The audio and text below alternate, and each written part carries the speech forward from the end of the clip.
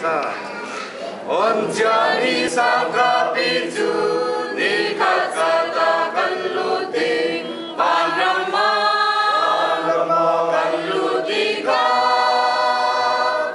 sonzai rete umnalo mitrita ka umnauti onja sangka kalutika onja sangka kalutika leitun kanunna jajemtika oi pairen inja sunga kalutang ingkan zate onja sangka sangka sunga wajan dulon na pongin zumna karnei tukan si panrama kalutika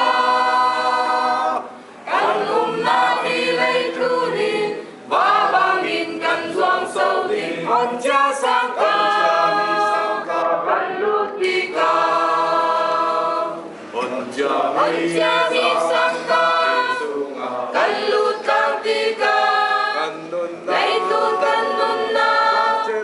jajemtika oi pairen inja sunga kalutang ingkan zate onja sangka sangka sunga leitun retei harsana rama reikan umlautin panrama